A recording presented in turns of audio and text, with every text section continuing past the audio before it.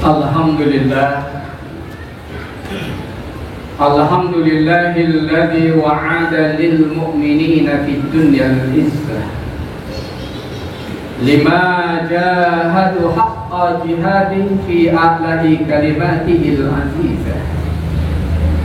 Asyhadu an la ilaha illallah wahdahu la syarika lah wa asyhadu anna Muhammadan abduhu wa rasuluh.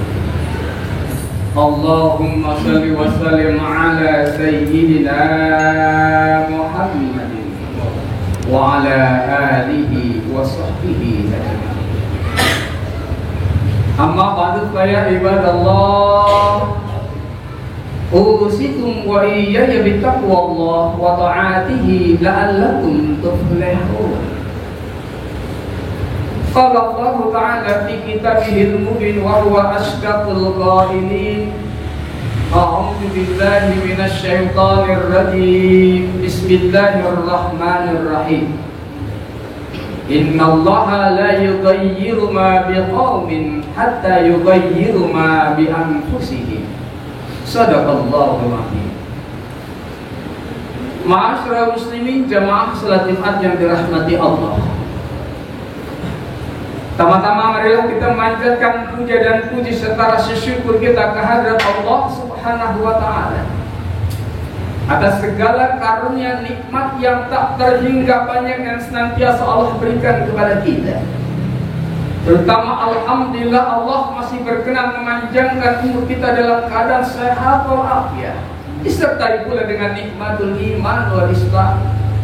Sehingga dengan nikmat-nikmat tersebut pada hari yang mulia dan berbahagia ini, kita dapat hadir bersama dalam rangka membuktikan pengakuan kita sebagai hamba Allah untuk taat dalam menjalankan perintah-perintahnya, diantaranya ibadah salat Jumat.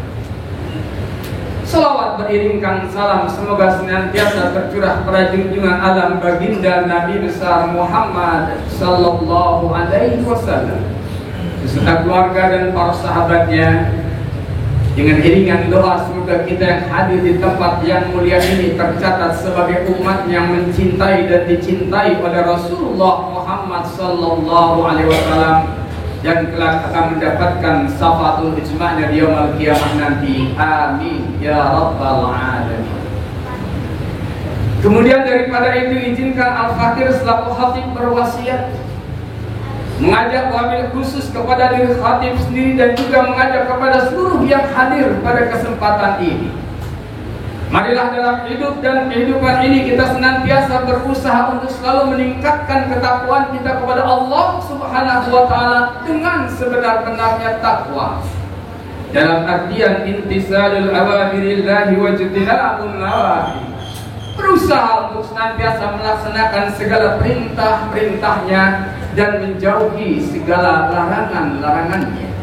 Karena takwa itulah satu-satunya bekal yang akan kita bawa ketika kita menghadap Allah Subhanahu wa Ta'ala. Wa tazawwadu fa inna khairu zadi taqwa wattaquni ya ulil albab. Berbekalah kalian, karena sebaik-baiknya bekal adalah takwa. Bertakwalah wahai orang-orang yang berpikir. Kaum muslimin jamaah salat Jumat yang dirahmati Allah, disadari atau tidak disadari oleh kita kaum muslimin bahwa ada sebuah gelombang dahsyat yang senantiasa menerpa umat Islam di mana saja.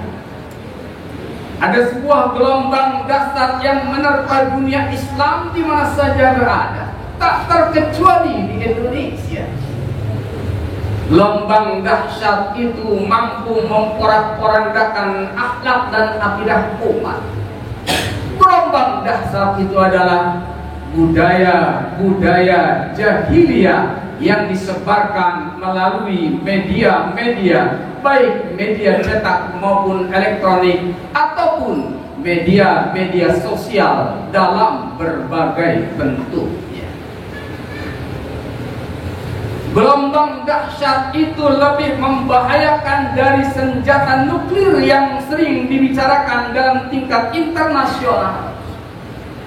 Karena budaya jahiliyah ini mampu merusak tatanan kehidupan manusia, mampu merusak akhlak dan akidah umat, sehingga keberadaannya sungguh sangat amat memprihatinkan dalam sejarah perjalanan kehidupan manusia.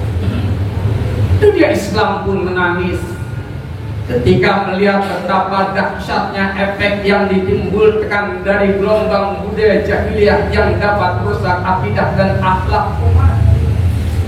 Umat Islam pun merasa prihatin ketika melihat kondisi kehidupan umat Islam yang diakibatkan oleh gelombang budaya jahiliyah yang dapat merusak akidah dan umat Islam. Umat Islam pun beragam dalam menyikapi adanya gelombang dahsyat berupa buah budaya jahiliyah yang merusak akidah dan umat ini. Namun ironinya, mereka ternina-bobokan. Mereka ikut larut dalam budaya jahiliyah tersebut. Mereka kemudian bahkan ikut meniru dan melaksanakannya, sehingga seakan-akan budaya jahiliyah yang ada di tengah-tengah masyarakat kita adalah merupakan sesuatu yang biasa-biasa saja.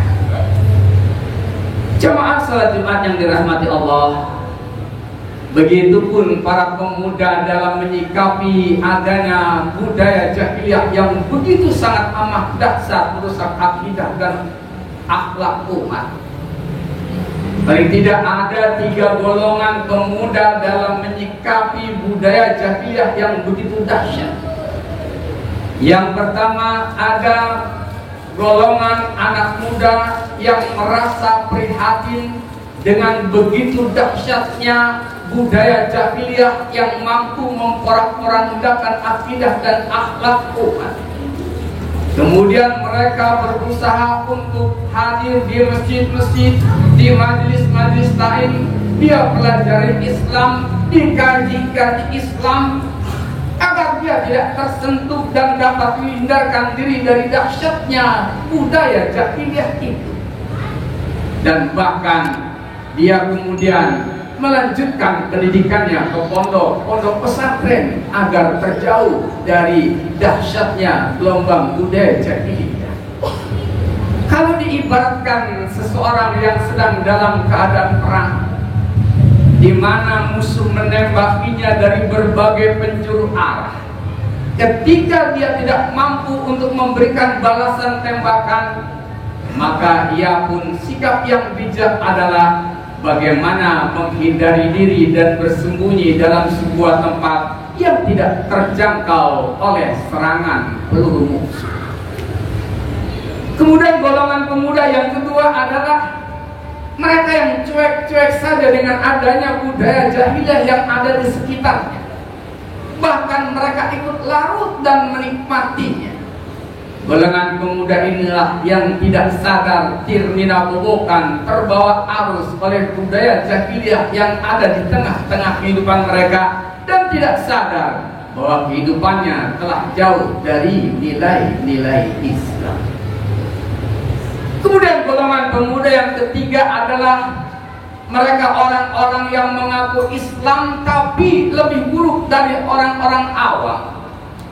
Karena mereka justru berangan-angan alangkah indahnya andaikan aku berada menjadi perilaku yang ditayangkan tersebut, menjadi seorang artis yang mampu memamerkan aurat dan membius orang banyak, sehingga dia merasa menjadi orang yang kaya dan populer. Golongan pemuda atau pemudi yang ketiga inilah buat mereka tidak memperdulikan lagi masalah akidah dan akhlak. Yang penting hidup senang, banyak uang, dan menjadi orang yang terkenal. Timbul sebuah pertanyaan, kenapakah kita melihat bagaimana kebanyakan umat Islam, jika kita melihat kelompok yang pertama, pemuda yang pertama sangat sedikit sekali jumlahnya dan mungkin bisa kita katakan sangat langka. Tetapi ketika kita melihat pemuda-pemudi yang berada di golongan kedua dan ketiga, apabila digabungkan betapa banyaknya di tengah-tengah kehidupan masyarakat kita,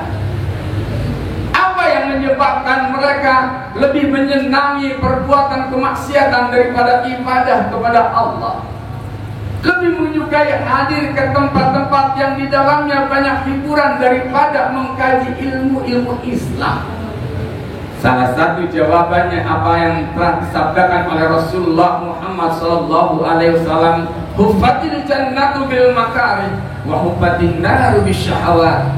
Jalan menuju surga dihiasi segala sesuatu yang sangat amat memberatkan, tetapi jalan untuk menuju nerakanya Allah dihiasi dengan segala sesuatu yang sangat amat menyenangkan. Jemaah kaum muslimin sedang Jumat yang dirahmati Allah, kalau kita bertanya, apakah kita bisa merubah kondisi sekarang ini? Apakah kondisi saat ini yang begitu banyak umat yang jauh dari Islamnya bisa kita rubah? Jawabnya pasti bisa. Sebagai wujud dari pengamalan firman Allah dalam Al-Quran surat Ar-Ra'd ayat 11, "Innallaha la yughayyiru ma biqaumin hatta yughayyiru ma bi anfusihim."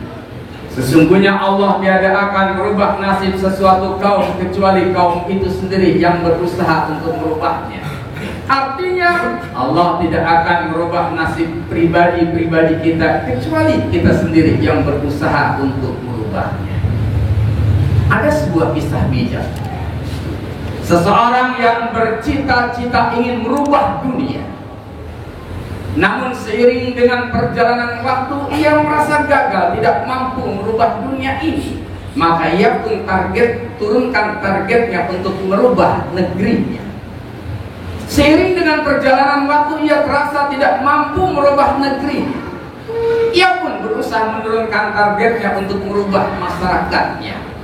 Kemudian ia pun merasa gagal bahwa ia tidak mampu merubah masyarakatnya. Ia pun turunkan targetnya untuk merubah keluarganya.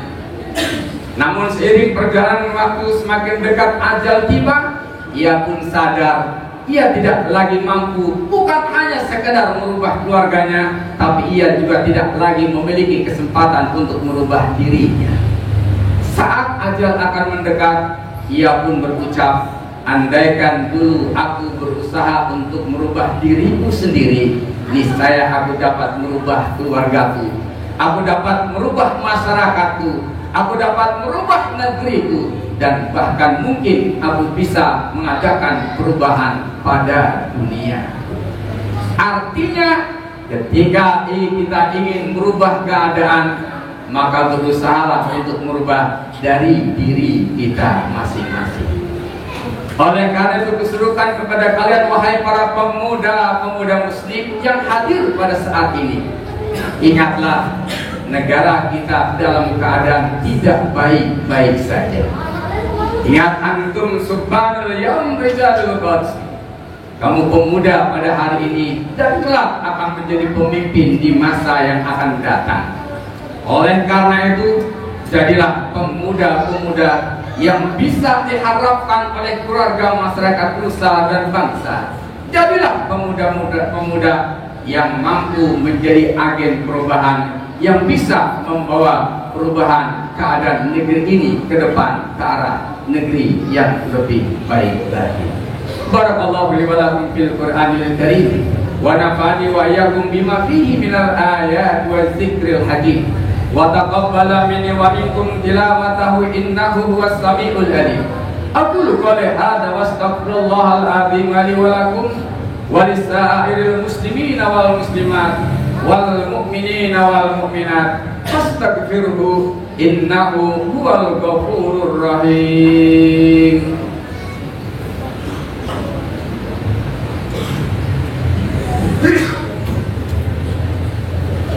Allahumma salli ala sayyidina Muhammad, Allahumma salli alaihi wa sallim.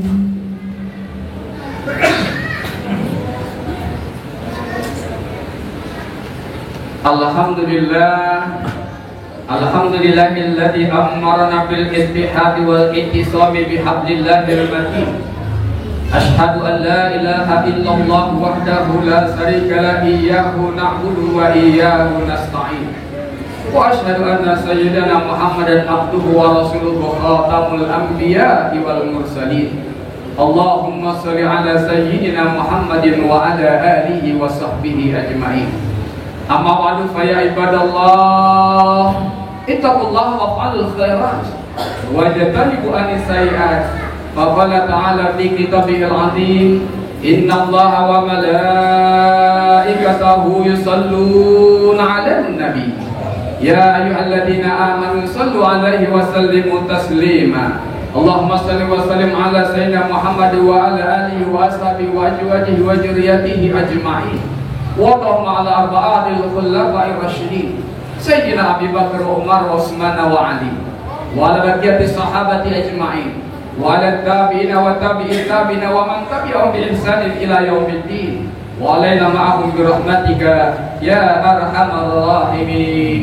اللهم اغفر للمؤمنين والمؤمنات والمسلمين والمسلمات الأحياء منهم والأموات إنك سميع قريب مجيب الدعوات ويا قاضي الحاجة برحمتك يا أرحم الراحمين اللهم أرنا الحق حقا ارزقنا اتباعه وأرنا الباطل باطلا ارزقنا اجتنابه ربنا اغفر لنا ولإخواننا الذين سبقونا بالإيمان ولا تجعل في قلوبنا غلا للذين آمنوا ربنا إنك رؤوف رحيم عباد الله إن الله يأمر بالعدل والإحسان وإيتاء ذي القربى وينهى عن الفحشاء والمنكر والبغي يعظكم لعلكم تذكرون اذكروا الله العظيم يذكركم واسألوا من فضله ويهدكم ولذكر الله أكبر